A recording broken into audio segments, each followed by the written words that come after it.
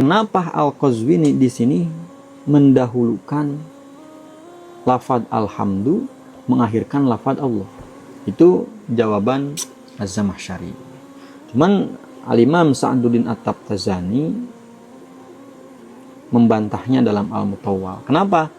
Karena masdar yang menggantikan fi'il itu hanya ketika masdarnya isim nakirah. Mau tidak mau ma di sini harus dijadikan ma masdariyah. Nah, itu ilat kenapa harus dijadikan ma masdariyah yang kembali kepada lafaz. Menimbulkan dugaan bahwa puji ini dipanjatkan kepada Allah ketika disifatkan dengan Rahman misalnya. Seolah-olah menghususkan puji ini kepada Allah. Al-Qazwini ini memuji kepada Allah hanya ketika Allah disifati dengan Rahman saja. Ketika Allah disifati dengan Khaliq, ketika Allah disifati dengan Al-Bari, ketika Allah disifati dengan sifat yang lain, puji ini tidak dipanjatkan.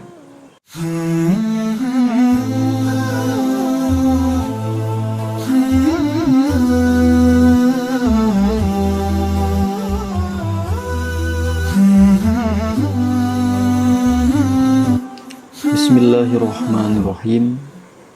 Alhamdulillahirabbil alamin wa bihi nasta'in. Wassalatu wassalamu ala sayyidil mursalin sayyidina Muhammadin khatamin nabiyyin wa ala alihi wa sahbihi ajma'in. Dalam kesempatan hari ini kita akan memulai mengkaji kitab Talkhisul Miftah, yaitu kitab karya Al-Imam Al-Qazwini, Al-Khatib Al-Qazwini. Di dalam pembahasan ini mungkin hanya menjelaskan sebagian muqaddimah dari kitab Talkhisul Miftah. Sebagai pendahuluan, kitab Talkhisul Miftah adalah karya Al-Imam Al-Allama Al-Khatib Al-Qazwini, yaitu kitab tersebut meringkas karya As-Sakaki, Yusuf As-Sakaki. Yusuf As-Sakaki, beliau mempunyai kitab yang masyhur, yang sangat manfaat, yaitu kitab Miftahul Ulum. Di situ 12 pan, ada 12 pan ilmu di kitab Miftahul Ulum. Nah, Al-Qazwini ini mentalkhis, meringkas dari kitab Talkhisul Miftah bagian yang ketiganya, Al-Qismus Salis. Itu fan balagohnya aja. Oleh Imam Al-Qazwini diringkas, bahkan bukan sekedar talkhis. Ketika Al-Qazwini tidak sesuai pendapatnya dengan As-Sakaki, di dalam kitab talkhis pun dibantah As-Sakaki. Jadi tidak sekedar mentalkhis. Kenapa ditalkhis? Dikarenakan kitab Miftahul Ulum itu masih membutuhkan untuk diperjelas lagi, untuk dipermudah lagi. Dipermudah itu ulama banyak yang mengkhidmahnya. Di antaranya Imam Badruddin bin Malik, beliau punya syarah talkhis, punya syarah Miftah. Nah, ada yang mengkhidmahnya dengan meringkasnya seperti Al-Qazwini, sehingga masyhurlah kitab Al-Qazwini. Kitab Al-Qazwini, kitab Talkhisul Miftah itu masyhur, banyak yang mengkhidmahnya. Ada yang bentuk syarah, ada yang bentuk nazam, ada yang bentuk hasyiah.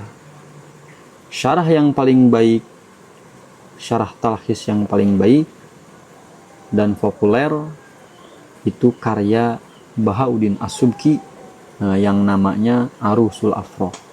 Itu terbaik. Di antara yang terbaik juga kitab syarah Talkhisul Miftah, syarah yaitu karya Ibnu Ya'qub Al-Maghribi, Mawahibul Fattah. Mawahibul Fattah. Di antaranya juga Al-Mutawwal, Syarah Talkhisul Miftah, karya Sa'duddin At-Tabtazani. Kitab bagus semuanya. Kitab Talkhisul Miftah karena talhis nasar, biasanya ulama kalau nasar itu untuk difaham, butuh untuk dihafal, maka ulama banyak yang khidmah menazamkannya juga. Seperti As-Suyuti, Qudul Juman, seperti Abdurrahman Al-Akhdari, yaitu Al-Jauharul Maknun, dan masih banyak yang menazamkan. Jadi intinya, Talkhisul Miftah itu ringkasan yang sangat bagus dari kitab karya As-Sakaki Miftahul Ulum. Dari kitab karya As-Sakaki Miftahul Ulum. As-Sakaki mengambil ilmu balaghah dari mana?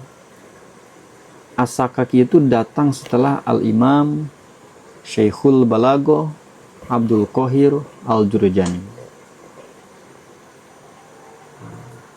Abdul Qahir Al-Jurjani, yaitu Wadi Ilmu Ma'ani,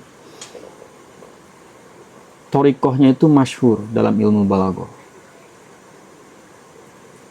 dianuti oleh para ulama sehingga mempunyai murid yang sangat banyak.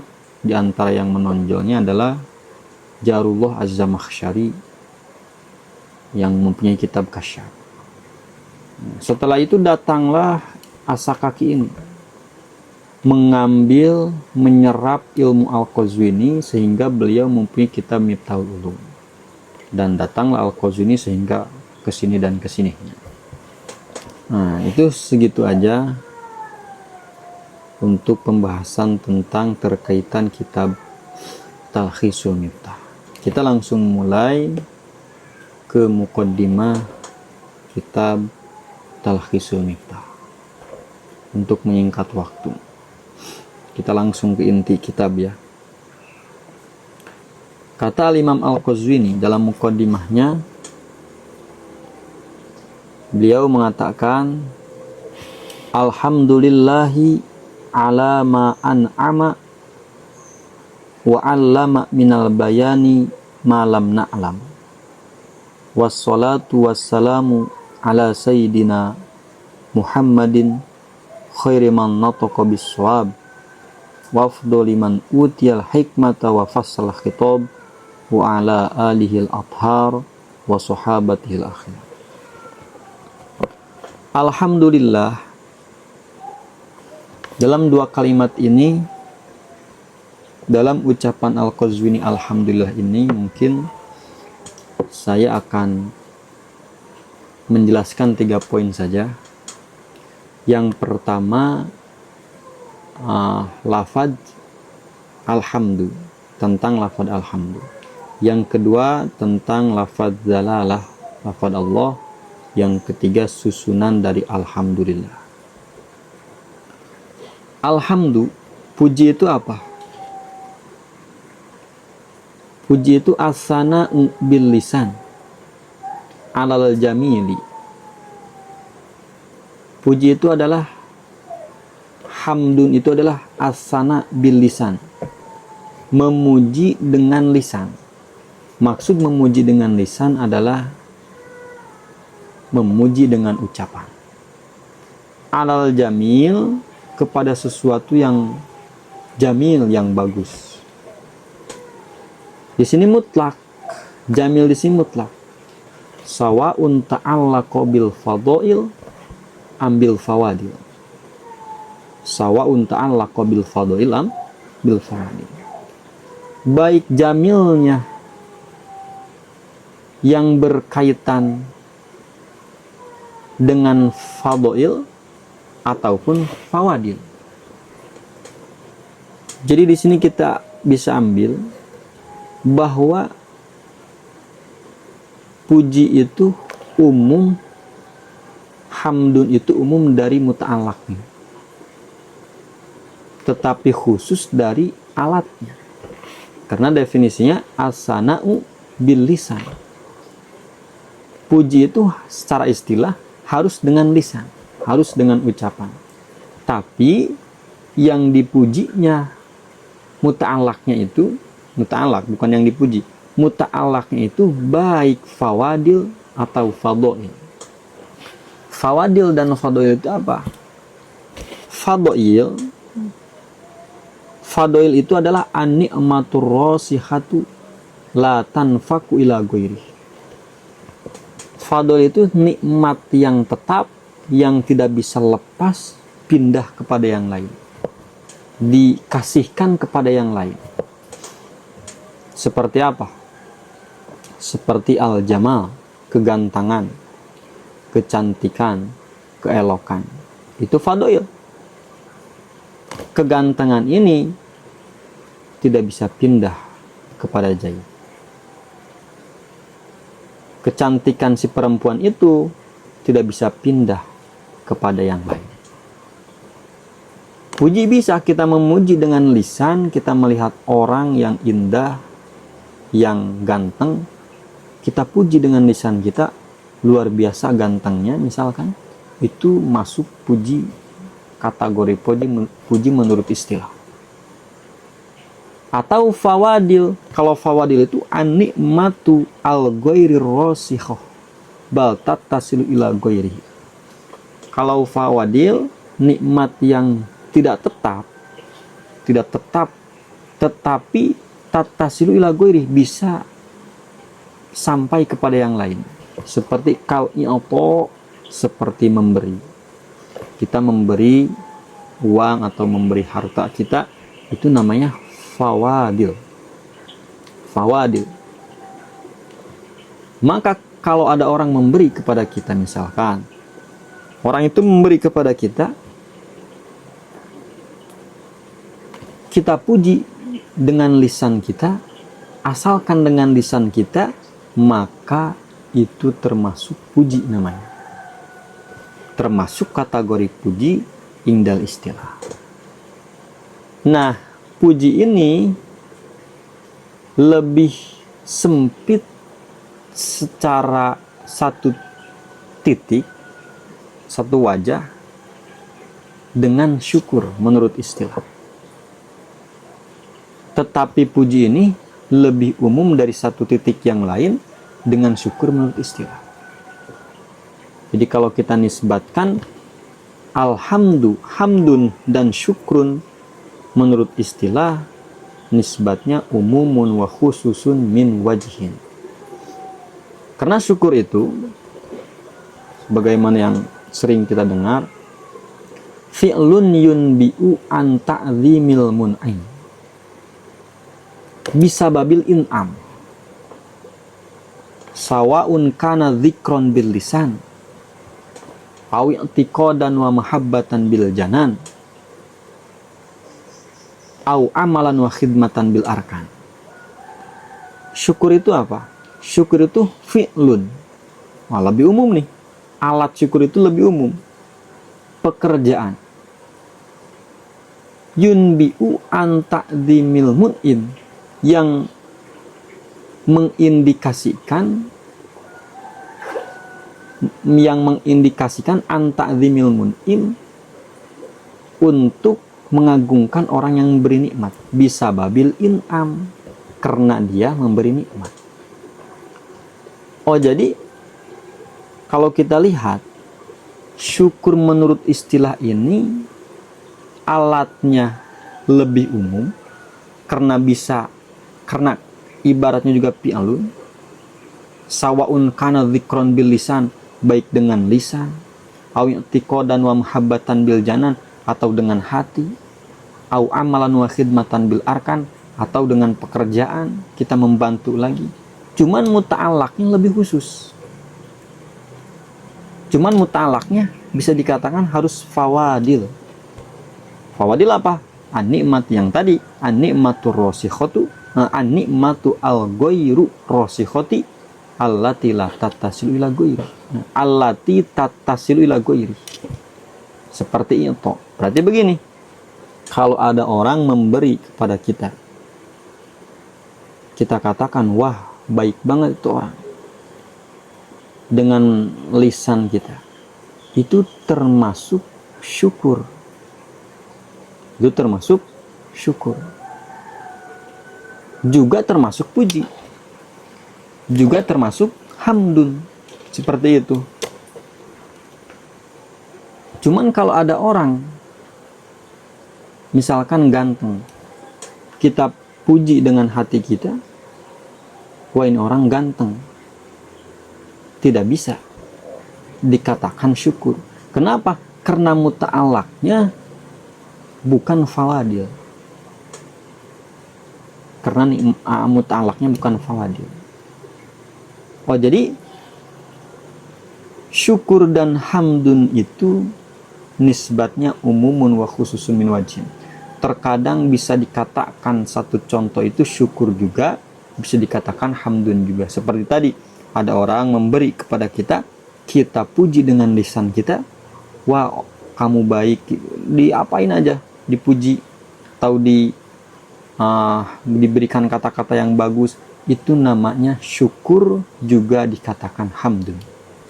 Tapi kadang syukur tapi bukan hamdun. Seperti apa? Seperti orang memberi kepada kita, terus kita puji dalam hati kita, maka itu dikatakan syukur, bukan hamdun. Kenapa? Dikarenakan hamdun itu syaratnya bil lisan. As-sana'u bil lisan. Kadang hamdun tapi bukan syukur. Seperti apa? Seperti kita memuji kepada orang yang ganteng dengan lisan kita, itu bukan syukur, karena muta'alaknya bukan fawadil tapi fadhail. Seperti itu terkait dengan hamdun. Nah, jadi intinya hamdun itu adalah umum, lebih umum daripada syukur di dalam muta'alaknya, tetapi lebih khusus daripada syukur di dalam alatnya. Seperti itu. Poin yang kedua, kita komentari lafaz Allah, lafaz jalalah. Kenapa Al-Qazwini ini mendatangkan lafaz Allah, tidak mendatangkan lafaz yang lain? Seperti alhamdulillahil khaliqi, alhamdulil khaliqi misalkan.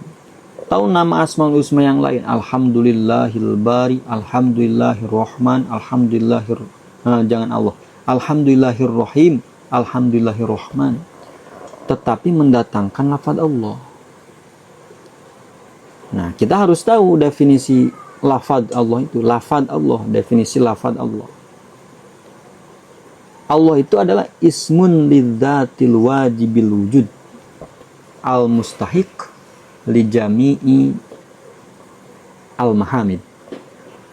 Tahu al-mustahiq li jami'i sifatil mahmudiyah. Al-mustahiq li jami'il mahamid.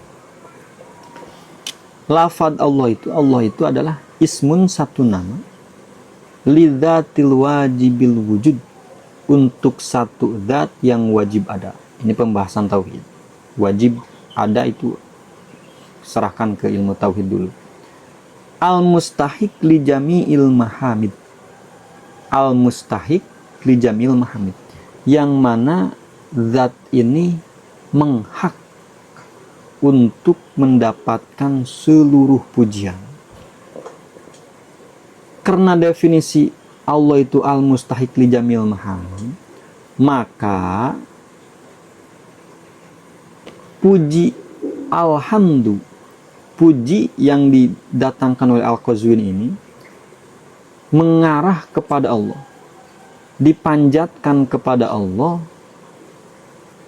tanpa menentukan sifat Allah yang tentu. Jadi Allah mau bersifat apa aja, puji itu tetap dipanjatkan kepada Allah.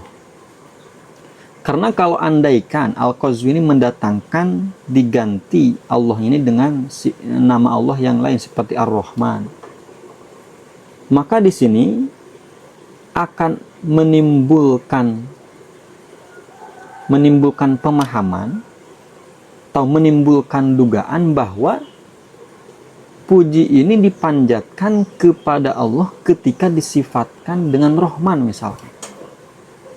Seolah-olah menghususkan puji ini kepada Allah, Al-Qazwini ini memuji kepada Allah hanya ketika Allah disifati dengan Rahman saja.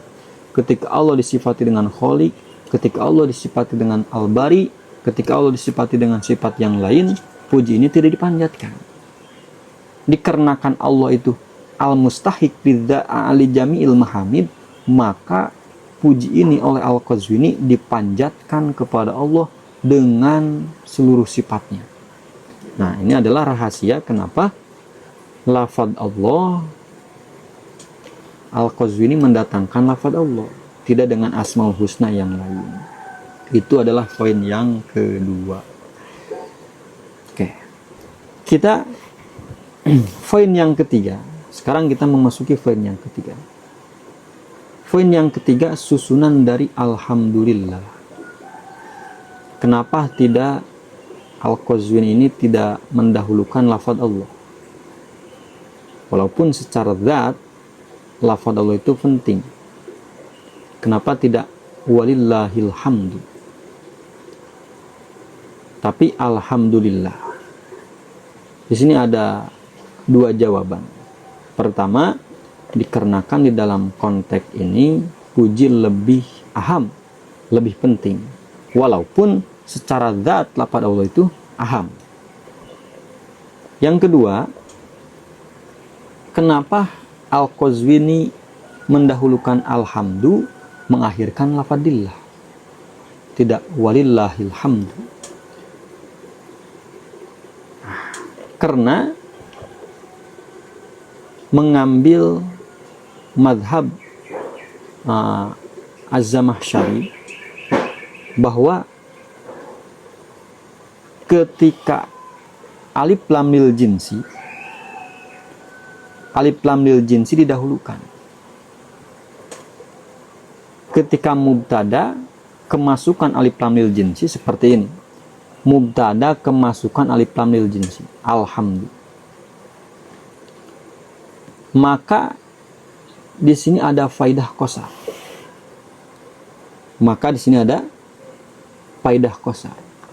Jadi mubtada maksurun al-khobar. Sekali lagi,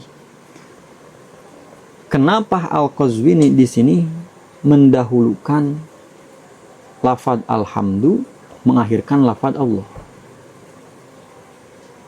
Karena Al-Qazwini mengambil apa yang dijelaskan oleh Az-Zamakhsyari, mengambil pendapat Az-Zamakhsyari bahwa ketika mubtada seperti alhamdu kemasukan lam lil jinsi,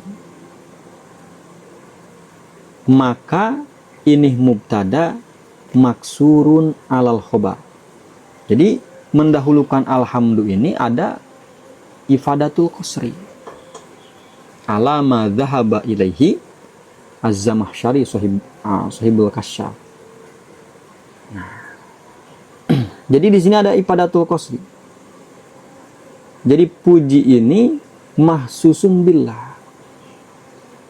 Puji ini khusus sifat kepada Allah. Oh, berarti ini hanya berjalan ketika alif lam lil jinsi. Jadi ada ifadatul qasri, ini hanya berjalan ketika alif lam dalam lafaz alhamdu, alif lam lil jinsi, bukan alif lam lil istighraq seperti itu. Kenapa tidak jadikan lam istighraq? Kenapa alhamdulillah tidak dijadikan alif lam lil istighraq? Jadi seluruh puji milik Allah, tapi dijadikan alif lam lil jinsi. Menurut Az-Zamakhsyari, karena asal alhamdulillah itu hamdan lillah. di alhamdulillah begitu. Jadi asalnya ini masdar, hamdun ini masdar yang menggantikan fi'il. Hamdan lillah. Kenapa diropakkan? Alhamdulillah. Berarti asalnya jumlah fi'liyah. Tapi diropakkan di sini jadi alhamdulillah dikarenakan liifadatil dawam wa subut. Nah, seperti itu. Itu jawaban Az-Zamakhsyari. Cuman Al-Imam Sa'duddin At-Tabtazani membantahnya dalam Al-Mutawwal. Kenapa? Karena masdar yang menggantikan fi'il itu hanya ketika masdarnya isim nakirah. Hamdan lillah seperti itu. Hamdan menggantikan Ahmadu misalkan. Adapun ketika ma'rifat seperti ini tidak bisa menggantikan fi'il. Oh, berarti bisa aja ilat yang tadi dipaparkan oleh Az-Zamakhsyari sebetulnya asalnya hamdan lillah. Cuman jadi hamdun lillah. Terus kemasukan alif lam, bisa saja alif lamnya alif lam istighraq. Karena kata At-Tabtazani, masdar yang menggantikan fi'il itu asalnya nakiro. Terus kemasukan alif lam istighraq, tidak apa-apa. Makanya kata Sa'duddin At-Tabtazani bahwa kenapa dijadikan alif lam lil jinsi, dikarenakan di sini alif lam lil jinsi itu lebih didahulukan ketika tanpa ada korina. Dan memang alif lam lil jinsi itu lebih utama ketika awal dipahami daripada alif lam istighraq. Nah, itu seperti itu. Jadi intinya dalam poin ketiga ini, dalam kalam alhamdulillah itu ada ifadatul qasri ala ma dhahaba ilaihi sahibul kasah. Ala ma an'ama. Alhamdulillahi ala ma an'ama. Ala ma an'ama di sini harus dijadikan ma masdariyah. Jangan dijadikan ma mausuliyah. Kenapa? Karena ada dua ilat yang mana harus dijadikan ma masdariyah. Yang pertama ilat yang kembali kepada lafal, yang kedua ilat yang kembali kepada makna. Ilat yang kembali kepada lafal, kenapa ma di sini ma masdariyah? Dikarenakan akan kesulitan mentakdirkan domir, mentakdirkan aid yang kembali kepada ma.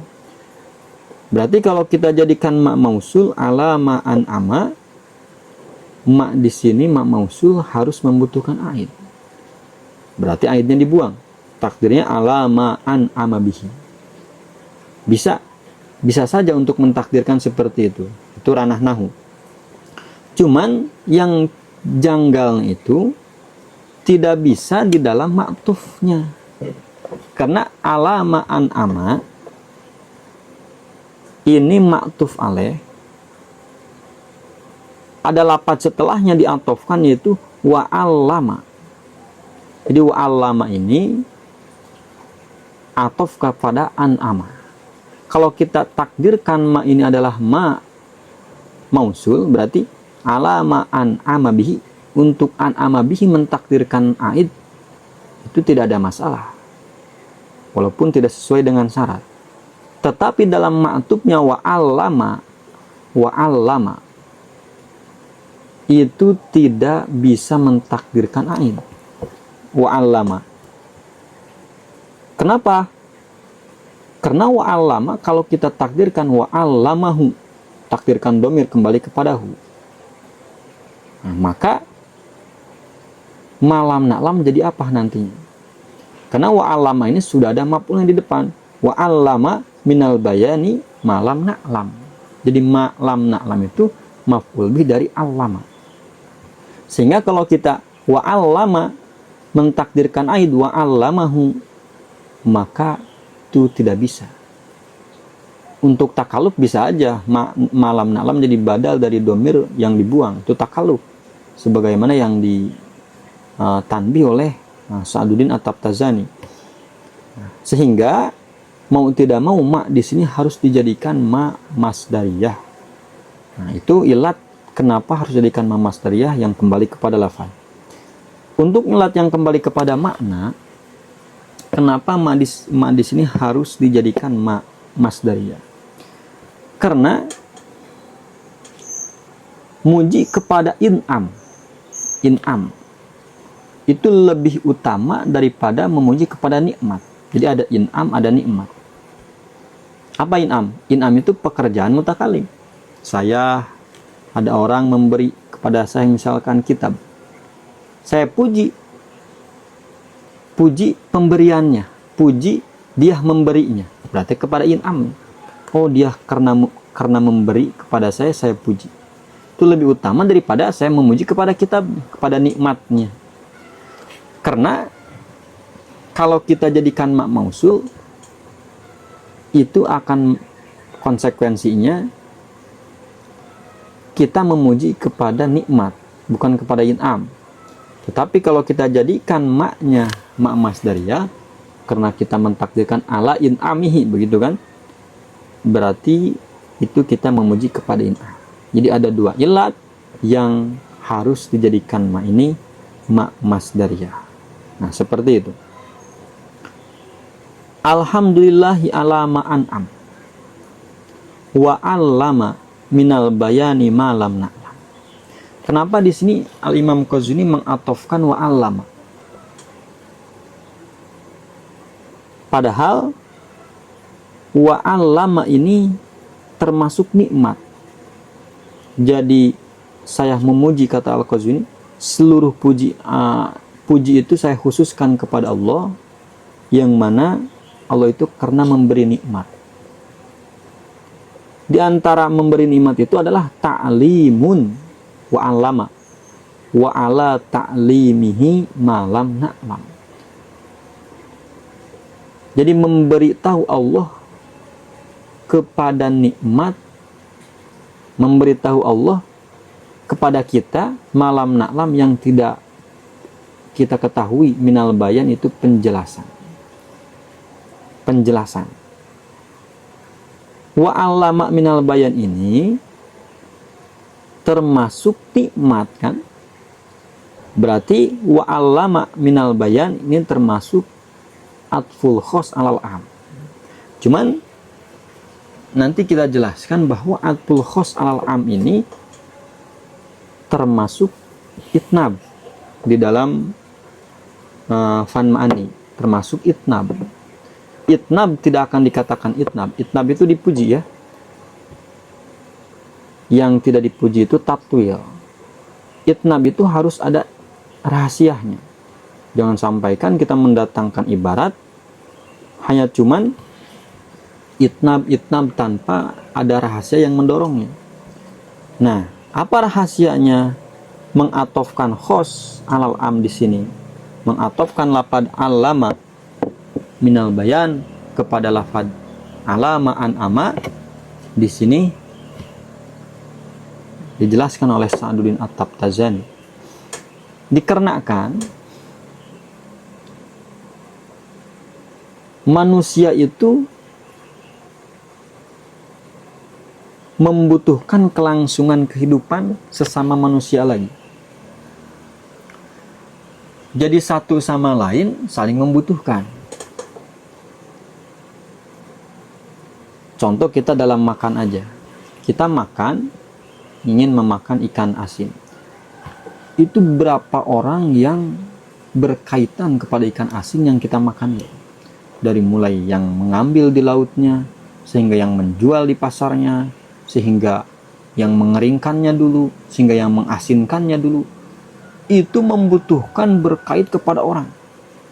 Kita ingin punya kitab seperti ini, ada berapa orang yang ikut andil di sini.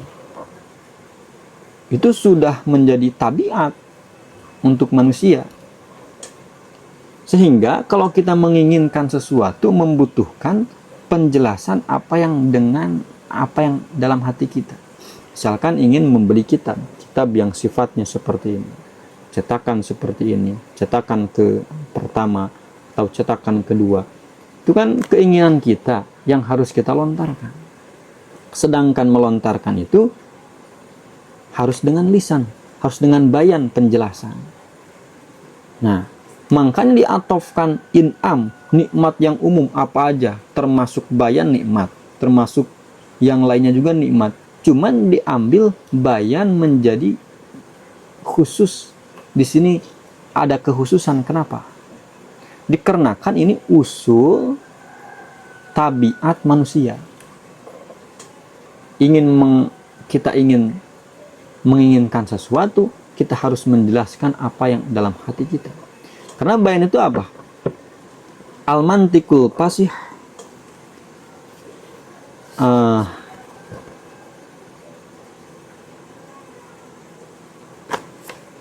kata di sini al-bayan itu adalah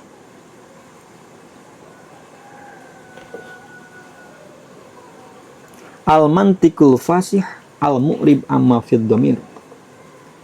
Al-mantikul fasih, jadi penjelasan yang jelas, yang melontarkan apa yang ada dalam isi hati kita. Itu maksud bayan di sini. Walaupun di sini minal bayan ini ada bara'atul istihla. Jelas kalau bara'atul istihla sudah ada. Cuman kenapa ilat yang lainnya? Itu ilat yang lainnya adalah dikarenakan kebutuhan manusia tadi.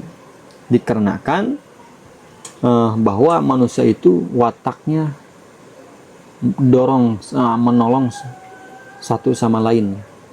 Harus menolong satu sama lainnya. Seperti itu.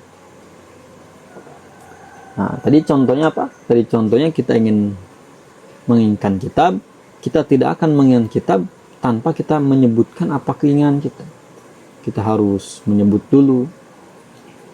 Kenapa ditulis bisa? Ditulis ada masyakoh, keberatan. Kalau semuanya harus ditulis, kita interaksi dengan orang, berapa banyak waktu yang harus kita butuhkan. Berbeda dengan al-mantikul fasih, ucapan yang fasih, penjelasan yang jelas, yang menjelaskan apa dalam hati kita. Nah, seperti itu. Alama an'ama bihi, alama an'ama wa allama minal bayan. Itu penjelasan puji dari Al-Qazwini. Wassalatu wassalamu ala sayyidina Muhammadin. Salawat dan salam kita curahkan ala sayyidina kepada raja kita Muhammadin, yaitu baginda Nabi Muhammad sallallahu alaihi wasallam, khairiman, sifat khairiman nataqa bis-shawab, yang mana Nabi ini adalah paling bagus manusia, nataqa bis-shawab, yang mengucapkan kebenaran, yang mendohirkan kebenaran. Ini pun ada bara'atul istihlal, bahwa kitab ini akan menjelaskan ilmu bayan. Wa afdali man utiyal hikmata wa paslal khitab, dan Nabi kita itu adalah afdoliman, paling unggulnya manusia, utiyal hikmata, yang diberi hikmah. Hikmah itu apa? Kamalul ilmi wa itqanil amal, sempurna ilmu dan itqannya amal.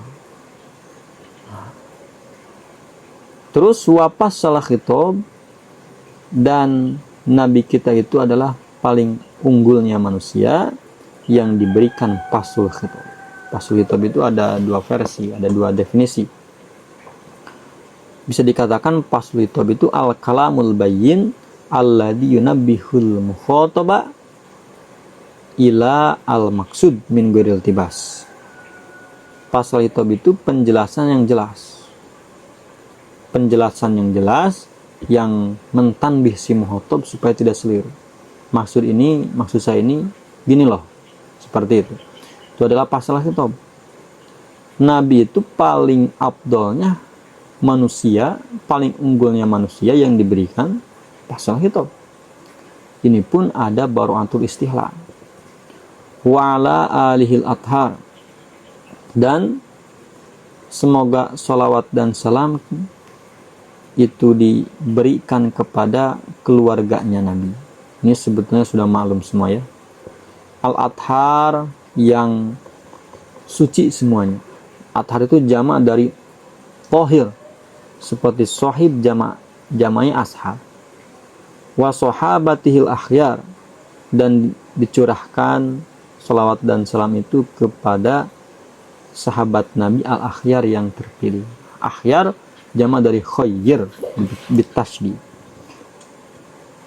Nah, jadi bitasydid bukan khair. Jamaknya khayyir dijamakkan kepada akhyar yang terpilih. Nah, ini adalah puji penyambutan dari Al-Qazwini. Mungkin kita nanti jelaskan amma ba'dunya. Karena menjelaskan amma ba'du ini menjelaskan keunggulan ilmu balaghah. Nanti kajian selanjutnya kita menjelaskan keunggulan ilmu balaghah. Wabillahi taufiq wal hidayah. Pengajian sampai sini aja. Assalamualaikum warahmatullahi wabarakatuh.